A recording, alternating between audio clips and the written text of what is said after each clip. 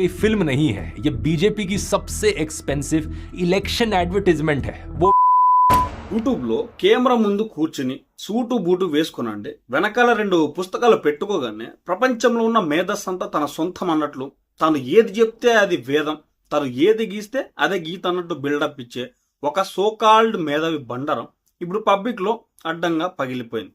మొన్నటిదాకా వీడు చెప్పిన అరకొర నిజాలు, ఫేక్ ఫ్యాక్ట్ చెక్కులు చూసి ఆహా ఊహా అనుకున్న వాళ్ళకు కూడా ఇప్పుడు అసలు గుట్టు అర్థమైపోయింది. ఒక పక్క మన సినిమాలు రికార్డులు బద్దలు కొడుతుంటే వీడికి మాత్రం కడుపులో ఎక్కడో దారుణంగా కాలిపోతా ఉందండి. అర్రే వీడికి మన దేశం అంటే ఇంత కడుపుమంట ఉందా, వాళ్ళ మీద ఇంత ప్రేమ ఉందని ఏ చిన్న పిల్లడికైనా ఇట్టే అర్థమైపోయేలా వీడే స్వయంగా బుక్ అయ్యాడు. అసలు ఈ ధ్రువరాటి గారు చేసిన దరిద్రం ఏంటండి? వీడు రివ్యూల పేరుతో ఫ్యాక్ట్ చెక్కుల పేరుతో చేస్తున్న ఫేక్ ప్రచారాలు ఏంటి, ఇవన్నీ గమనించాలండి. అసలు కథ ఏందంటే, ఈ మధ్య కాలంలో మన దగ్గరకు వచ్చిన ఒక సినిమా దురంధర్ బాక్స్ ఆఫీస్ దగ్గర సృష్టిస్తున్న ఈ ప్రభంజనం అంతా ఇంత కాదు కదా. సో ఆ మధ్య కాలం ఎప్పుడో దంగల్ సినిమా ఛానల్లో రిలీజ్ అయ్యి వాళ్ళ దయ వల్ల ఏదో 2000 కోట్లు దాటేసి పెద్ద రికార్డు సెట్ చేసిందని సంబరపడిపోయారు. అందులో చైనా వాళ్ళ కాంట్రిబ్యూషన్ చాలా ఉంది. కానీ ఇప్పుడు మన వాళ్ళు తీసిన ఈ సినిమా దంగల్ రికార్డును కూడా అవలీలుగా తుడిచిపెట్టే రేంజ్కి వెళ్ళిపోతా ఉంది. కేవలం మన దేశంలోనే మన జనాల సపోర్ట్తో ఈ రేంజ్ కలెక్షన్స్ కొల్లగొడుతుంది.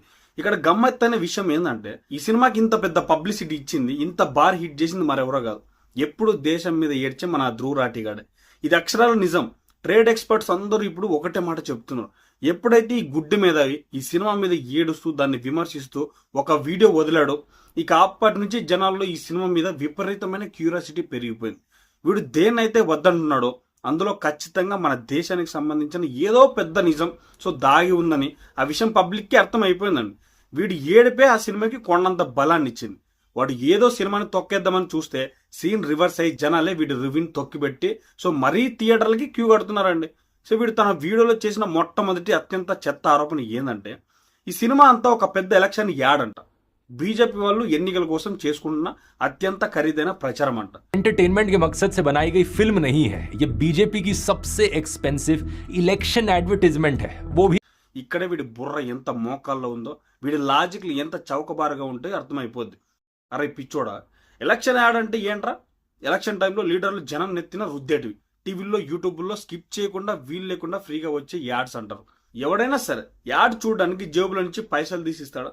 కానీ ఈ సినిమాకి జనాలు క్యూలు కట్టి మరి ఒక్కో టికెట్కి 500, 1000 రూపాయలు పెట్టు కొనుక్కొని చూస్తున్నారు.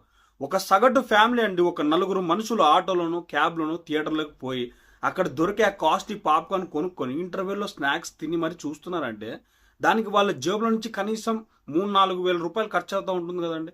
ఒక కుటుంబం అంతా ఖర్చు పెట్టుకుని ఒక్కసారి కాదు 2-3 సార్లు పోయి చూస్తున్నారంటే అది యాడ్ ఎట్ట అవుతుందిరా నాయన. ఊర్లో ఎవడో పనికిమాలినోడు వచ్చి ఫ్రీగా సలహాలు ఇస్తే అది ప్రచారం. అదే మనమే పోయి పైసలు పెట్టి ఒక వస్తువు కొనుక్కున్నామంటే అది మనకు నచ్చిన, మనం ఇష్టపడే ఒక కంటెంట్. 1 కోటి మందికి పైగా జనాలు పైసలు పెట్టి టికెట్లు కొని చూస్తుంటే దాన్ని ఏ మొహం పెట్టుకుని ప్రచారం అంటావురా బాబు.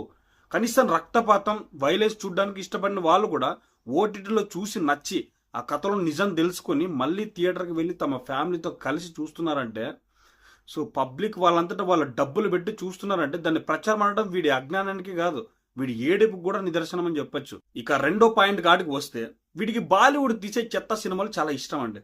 మిగతా డైరెక్టర్లు తీసిన టైగర్ జిందా హై, పఠాను, జవాను ఇలాంటి సినిమాలు వీడికి చాలా గొప్పగా ఒక పద్ధతిగా కనిపిస్తాయి. ఎందుకంటే అందులో హీరోలు, విలన్లు అంతా వీడికి నచ్చినట్లుగా వీడి ఎజెండాకి తగ్గట్టుగా ఉంటాయండి. కానీ ఆదిత్యధర్ లాంటి వాళ్ళు తీసిన ఈ సినిమా మాత్రం వీడికి ఒక బ్లేమ్ బెట్ ప్రోపగండా లాగా, అంటే పచ్చి అబద్ధం లాగా కనిపిస్తుందంట. ఇక్కడ వీడి అసలు రంగు, వీడికి ఎవరి మీద ప్రేమ ఉందో బయటపడింది. ఇన్నేళ్లుగా మనం బాలీవుడ్ గాలు, పాకిస్తాన్ని, అక్కడున్న దావుద్ ఇబ్రాహిం లాంటి వాళ్ళని ఒక పెద్ద డాన్ లాగా, వాడు ఒక దేవుడు అన్నట్టుగా, ఒక లార్జర్ దెన్ లైఫ్ క్యారెక్టర్ లాగా చూపించి జనాల మైండ్లో ఒక భయాన్ని, ఒక గ్లామర్ని క్రియేట్ చేశారండి. కానీ ఈ సినిమాలో దావుద్ గారిని ఎంత దీనంగా చూపించారో అంత దీనంగా చూపించారు.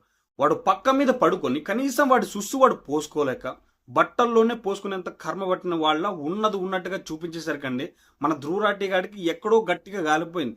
అరే నా ఫేవరెట్ డాన్ని ఇంత చెత్తగా చూపిస్తారని వీడికి ఏడుపు వచ్చేసిందండి. పాత సినిమాలలాగా, ముఖ్యంగా హైదర్ లాంటి సినిమాల్లో టెర్రరిస్టులని దారి తప్పిన అమాయకపు యువకులని వాళ్ళ చేతికి తుపాకులు ఎందుకు వచ్చాయో తెలుసా అని వాళ్ళ మీద సింపతి క్రియేట్ చేసేవాళ్ళండి. కానీ ఈ సినిమాలో అలా చేయలేదు. టెర్రరిస్టులు అంటే ఎంత క్రూరంగా ఉంటారో, గ్యాంగ్స్టర్లు ఎంత కిరాతకంగా ఉంటారో, వాళ్ళ ఉగ్రవాదం పెరగడానికి ఎలా సహాయం చేస్తారని పచ్చి నిజాలు కళ్ళకు కట్టినట్టు చూపించేసరికి వీడికి మంట పుట్టుకొచ్చింది. లారీ గంగ్ లాంటి వాళ్ళని చూపిస్తున్నప్పుడు వాళ్ళ క్రూరత్వం స్పష్టంగా కనిపిస్తుంది. అరే యాంటీ టెర్రరిస్ట్కి, నేషనల్ సెక్యూరిటీకి, ఒక స్ట్రాంగ్ లీడర్షిప్కి సపోర్ట్ చేయడం ప్రాపగండా ఎట్ట అవుతుందిరా? మన దేశాన్ని మనం కాపాడుకోవడం గురించి, ఉగ్రవాదులు అంత చూడడం గురించి మాట్లాడితే నీకెందుకు అంత నొప్పి? తర్వాత వీడు చెప్పిన ఇంకో పెద్ద బ్లండరు, కనీసం కామన్ సెన్స్ లేని మాట ఏంటంటే అండి, ఈ సినిమా అంతా వాట్సాప్ ఫార్వర్డ్ మెసేజ్లను చూసి ఇన్స్పైర్ అయి తీశారండి. బా ఏం కనిపెట్టారా మీదవి. వాట్సాప్ ఫార్వర్డ్లో ఎక్కడైనా రెహమాన్ డకైత్ గురించి కానీ, ఆ కాందహార్ ఫ్లైట్ IC-814 హైజాక్ చేసిన జహూర్ మిస్త్రీ గురించి కానీ ఎవరైనా ఎప్పుడైనా చదివారా? అసలు ఆ పేర్లు ఎవరికైనా తెలుసా అండి? ఇలాంటి డీటెయిల్స్, ఇలాంటి పేర్లు బయటకు తీయాలంటే మామూలు రీసెర్చ్ సరిపోదు. దానికి చాలా ఓపిక కావాలి, పాత రికార్డులు వెతకాలి, ఇంటెలిజెన్స్ రిపోర్ట్లు చదవాలి, దేశం కోసం ఏదైనా నిజం చెప్పాలన్న కసి కూడా ఉండాలి. అన్నవను వెతికితే గానీ ఇలాంటి నిజాలు బయటపడవు. ఈ సినిమాలో చూపించిన జహూర్ మిస్త్రీ కానీ, రెహమాన్ డకైత్ కానీ, వాళ్ళ కత్తులు, వాళ్ళ క్రూరత్వం అక్షరాల పచ్చి నిజాలు. ఎంతలా అంటే ఆఖరికి పాకిస్తాన్లోకి వెళ్ళి వాళ్ళని డైరెక్ట్గా ఇంటర్వ్యూ చేస్తే, అవును భయ్య కరాచీలో ఇట్టగా జరుగుద్ది, వీళ్ళు భాగవతం ఇదే అని వాళ్ళు స్వయంగా ఒప్పుకుంటున్నారండి. ఇంత పక్కాగా గ్రౌండ్ వర్క్ చేసి ఆధారాలతో సినిమా తీస్తే ఈ గుడ్డిగానికి మాత్రం అది వాట్సాప్ యూనివర్సిటీ లాగా కనిపిస్తూ ఉంది. వీడికి ఏంటంటే వీడి ఎజెండాకి సూట్ అవ్వనిది, వీడికి నచ్చనిది ఏదైనా సరే అండి, అది ఫేక్, అది వాట్సాప్ ఫార్వర్డ్ అనమాట. కళ్ళు ఎదురుగా సూర్యుడు కనిపిస్తుంటే గుడ్డివాడు అది వీధి దీపం అన్నాడంట. అట్ట ఉంది వీడి వ్యవహారం. ఇక ఇంకో పెద్ద కామెడీ ఏంటంటే, ఈ సినిమా స్టారింగ్ లో ఇదంతా ఒక కల్పితం కథ, కేవలం ఎంటర్టైన్మెంట్ కోసం మాత్రమే తీసామని ఒక పెద్ద డిస్క్లైమర్ వేయాల్సిందంట. దీన్ని వాడు లీగల్ చీట్ కోడ్ అంటాడు. అరే పక్కోడి, నీకు ఎంటర్టైన్మెంట్ మీద రీసెర్చ్ చేయాలని, PhD చేయాలని అంత ఊబలాటంగా ఉంటే మొన్నొచ్చిన పట్టాను, జవాను, టైగర్ లాంటి సినిమాలకు ఎందుకురా ఈ డిస్క్లైమర్లు అడగలేదు? ఆ సినిమాల్లో ఏమాత్రం లాజిక్ లేకుండా ఇష్టం వచ్చినట్లు కథలు అల్లుతుంటే, ఫిజిక్స్ రూల్స్ ని గాల్లో కలిపేస్తుంటే అప్పుడు నీ నోటికి తాళం పడిందా? కేవలం మన దేశ భద్రత గురించి, మన ఇండియన్ ఆర్మీ గురించి, దేశభక్తి గురించి తీసిన సినిమాలకు మాత్రమే నీకు డిస్క్లైమర్లు కావాలా? ముందు ఆ బాలీవుడ్ చెత్త సినిమాల మీద నీ ప్రతాపం చూపించు, వాటి మీద పరిశోధన చేసి అప్పుడు రియలిస్టిక్ సినిమాల మీదకి రా. అంతేగాని మధ్యలో వచ్చి ఇలాంటి పగటి వేషాలు వేస్తే జనాలు నిన్ను చూసి ఉమ్మేస్తారు.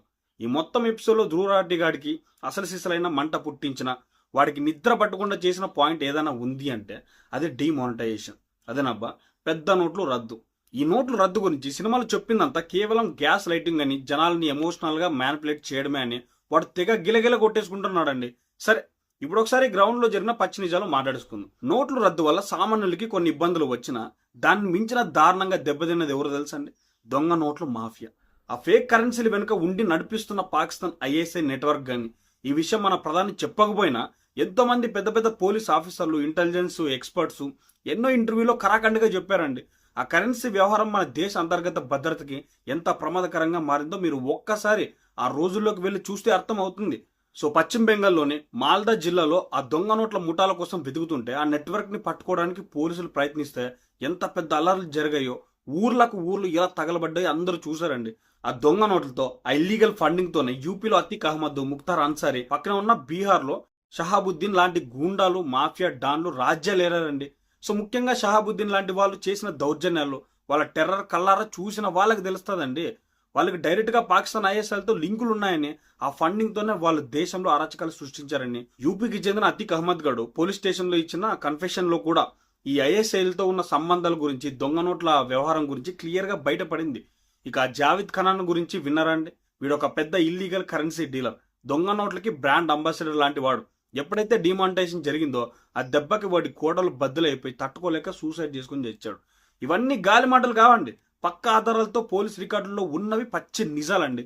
ఈ నిజాలని సినిమాలో ధైర్యంగా చూపిస్తే వీడికి ఎందుకంత ఊలుకండి? మన దేశంలో దొంగ నోట్ల మాఫియా అంతమైపోతే, టెర్రరిస్టులకి ఫండింగ్ ఆగిపోతే వీడికి ఎక్కడో వణుకు పుడుతుందంటే అసలు వీడికి దేశం మీద ఎంత ప్రేమ ఉందో, దేశాన్ని నాశనం చేసే వాళ్ళ మీద ఎంత సింపతి ఉందో ఇట్టే అర్థం చేసుకోవచ్చండి.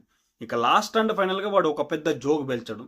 ఈ సినిమా మన ఇండియన్ ఆర్మ్డ్ ఫోర్స్ని, ఇండియన్ ఇంటెలిజెన్స్ని, టెర్రరిజం మీద వాళ్ళు తీసుకునే స్ట్రాంగ్ యాక్సెస్ని విపరీతంగా గ్లోరిఫై చేస్తుందని, ఇదంతా కేవలం జనాల్లో దేశభక్తి రగిలించడానికి చేస్తున్న ఒక ప్రాపగాండా అని వాడు ఏడుస్తున్నాడని. అరే పిచ్చోడా, దేశభక్తి సినిమా అంటేనే జనాల్లో దేశం మీద ప్రేమను పెంచేదా స్వామి? అందులో మన సైనికులు గొప్పతనాన్ని, మన దేశం బలాన్ని, ఉగ్రవాదాన్ని ఎలా మట్టి కనిపిస్తున్నారో చూపించకుండా ఇంకేం చూపిస్తారా? నీకు ప్రతి దేశభక్తి సినిమాలోనూ ప్రాపగాండా కనిపిస్తుందంటే ముందు నువ్వు వేసుకున్న ఆ ఫేక్ సెక్యులరిజం, ఆ ఓకిజం, ఆ కళ్ళజోడు మార్చుకో. ఫస్ట్ ఆఫ్ ఆల్ వీడు ఏడుపు జాలదన్నట్టు బెంగాల్ ఎలక్షన్స్ కి ముందు ఈ సినిమా కావాలని తీసుకొచ్చారని, ఇది ఆపాలని కొంతమంది పనికి మనోళ్ళు అండి ఏకంగా సుప్రీంకోర్టు దాకా వెళ్ళారు. కానీ సుప్రీంకోర్టు వాళ్ళ పిటిషన్లు చూసి వాళ్ళకి దిమ్మ తిరిగేలా మొట్టకాయలు వేసి అక్కడి నుంచి తన్ని తరమేసింది.